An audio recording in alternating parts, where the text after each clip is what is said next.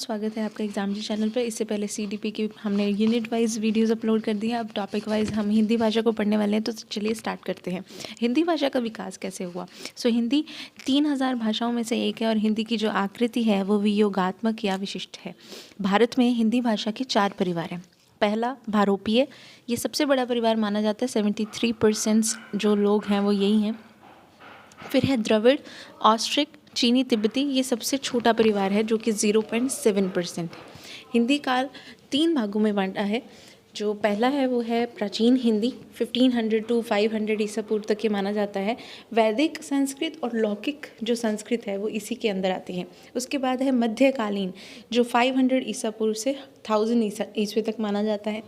इसमें आती हैं 4 लैंग्वेजेस, पाली, प्राकृत, अपभ्रंश और अवहट। अपभ्रंश वो लैंग्वेज होती है जो सभी का मिक्सचर होती है। नेक्स्ट है आधुनिक। आधुनिक यानी कि 1000 ईस्वी के बाद से लेकर अब तक जितनी भी आई हैं, ठीक है, जैसे बांग्ला, असमिया, उड़िया, मराठी, गुजराती और जितने भी और लैंग्वेजेस हैं। अगर क्वेश्चन ये है कि हिंदी की आदि जननी कौन है, हम संस्कृत को ही मानेंगे।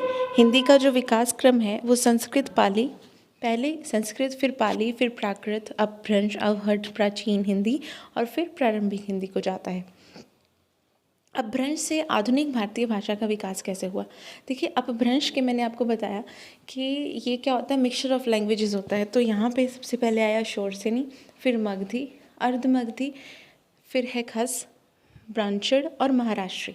जो शोरसेनी है उसमें पश्चिमी हिंदी, गुजराती और राजस्थानी आता है। उसके बाद मागधी में बिहारी, असमिया, उड़िया और बांग्ला आती है। उसके बाद अर्ध मागधी में पूर्वी हिंदी।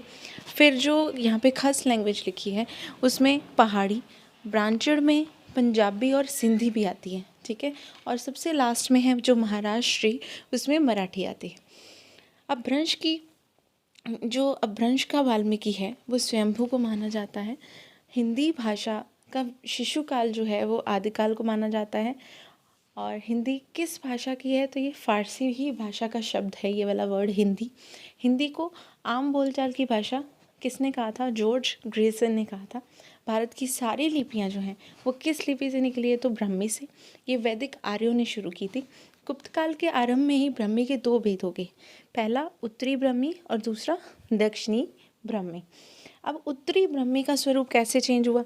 उत्तरी ब्राह्मी में जो गुप्त लिपि आई, फिर सिद्ध मातृका लिपि आई, फिर कुटिल। अभी कुटिल में भी 2 इसमें आगे चेंजेस हुए, नागरी और शारदा। फिर नागरी पश्चिमी शाखा और पूर्वी शाखा में स्प्लिट होगी, और जो शारदा थी वो गुरमुखी, लहंदा, शारदा, टाकरी, इसमें चेंज होगी। ये सारे पंजाबी में अगर आपने पंजाबी लैंग्वेज ली थी तो आपने ये वहाँ पे पढ़ा होगा। अब पश्चिमी शाखा में क्या क्या आते हैं लैंग्वेजेस यहाँ पे। देवनागरी, ये लिपि है ना, राजस्थानी, गुजराती, कैंथी और महाजनी, ये सारी जो हैं वो पश्चिमी शाखा के अंतर्गत आती हैं, नागरी के। पूर्वी शाखा में बांग्ला जो लिपि है, असमिया और उड़िया, ये सारी लिपियाँ आती हैं। अब हम पढ़ेंगे दक्षिणी ब्राह्मी का स्वरूप। आपके लिए सिर्फ ये जानना ज़रूरी है, क्योंकि अगर बाई चांस वहाँ पे इन्हीं में से कोई क्वेश्चन आ जाता है तो एटलीस्ट आपने ये पहले कभी तो पढ़ा हो, है ना। तेलुगु कन्नड़ जो लिपि है वो दक्षिणी ब्राह्मी में ही है। तमिल कलिंग लिपि इसी में है, ग्रंथ लिपि और मलयालम लिपि। टोटल इसके 4 पार्ट्स हो गए। अब हिंदी, फिर हिंदू, और हिंदू से हिंदुस्तान का नारा किसने दिया, प्रताप नारायण मिश्र ने दिया। चलते हैं, बात करते हैं बिहारी की। बिहारी में क्या क्या लैंग्वेजेस आई, मैथिली, मगही और भोजपुरी।